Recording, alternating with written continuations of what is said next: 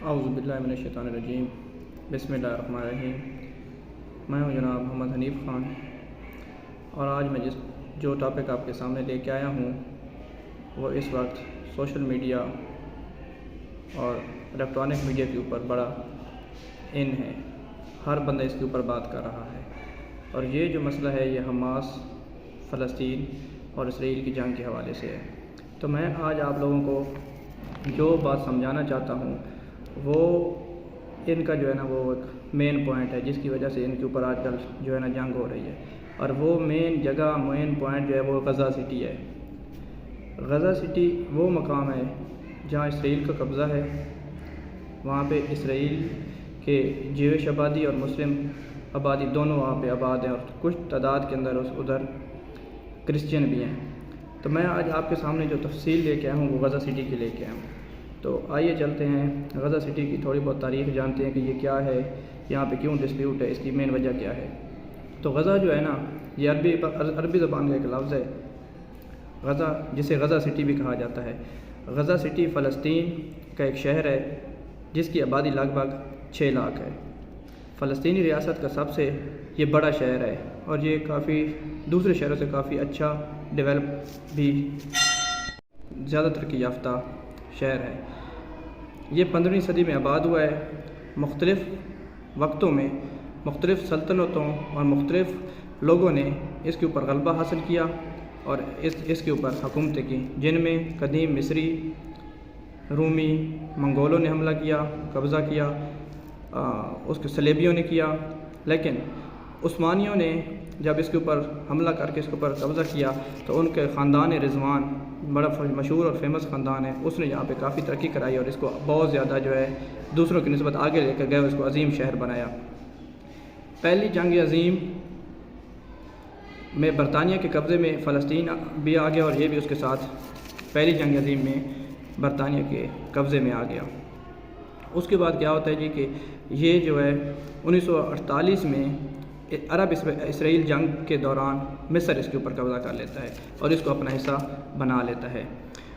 1967 یعنی 1967 میں اسرائیل نے دوبارہ اس کے اوپر قبضہ کر لیا، یہ اسرائیل کے قبضے میں آ گیا۔ اسرائیل نے اپنی حکومت اس کے اوپر قائم کر دی۔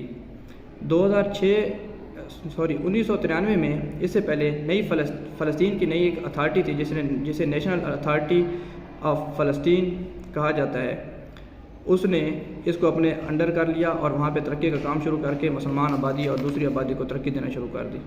اس کے بعد 2006 کے اندر انتخابات ہوتے ہیں، جس کے اندر دو مین پارٹیاں جو ہیں الفتح اور حماس، یہ اس میں حصہ لیتی ہیں۔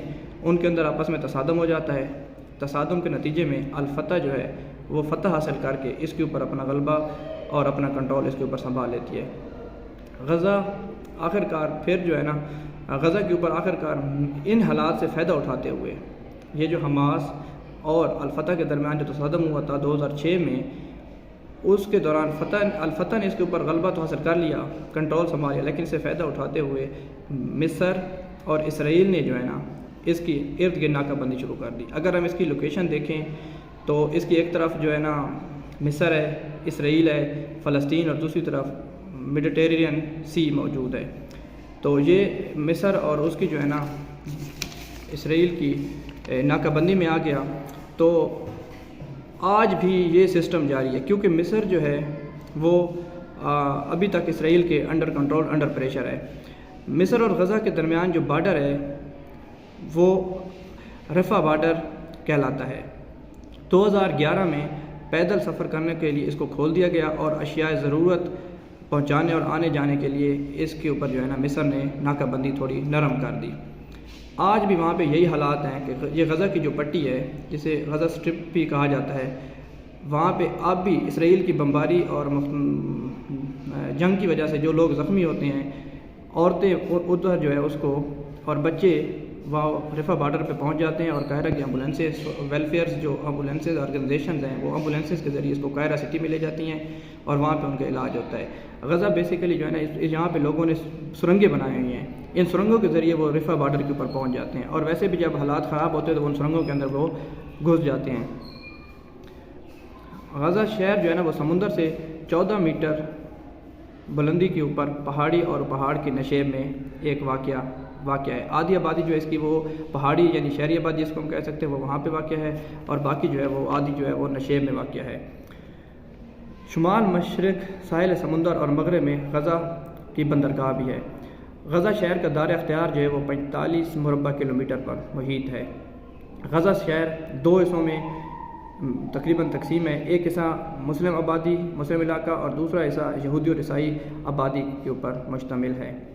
پرانے شہر یہ ایک تاریخی شہر تھا، یہاں پہ اس کے جو ہے نا وہ 7 دروازے تھے جو ابھی تک اس میں اندر قائم ہیں۔ اس کے اندر پرانی عمارتیں، پرانی مساجد، پرانے بازار، یہ چیزیں موجود ہیں۔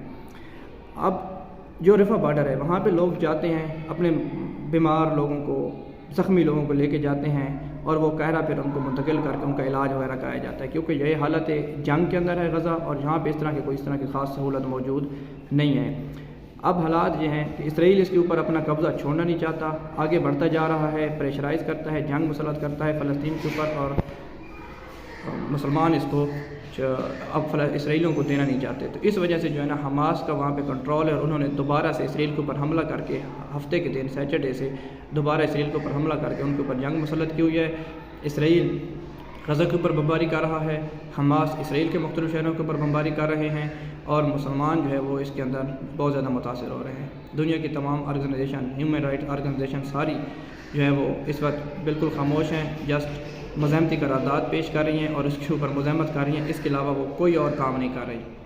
تو دعا کریں کہ اللہ تعالیٰ مسلمانوں کی مدد کرے، دنیا کو امن کا گہوارہ بنائے، اور یہ لوگ بھی ہماری طرح ترقی کر کے آگے جو ہے نا اپنے علاقے میں جا کے مقیم ہو جائیں اور وہاں پہ آسانی سے اپنی زندگی گزار سکیں۔ اس ویلاگ کو سننے کا بہت شکریہ، کائنڈلی آپ اس کو سنیں، شیئر کریں، اس سے آپ کو بہت زیادہ انفارمیشن ملے گی۔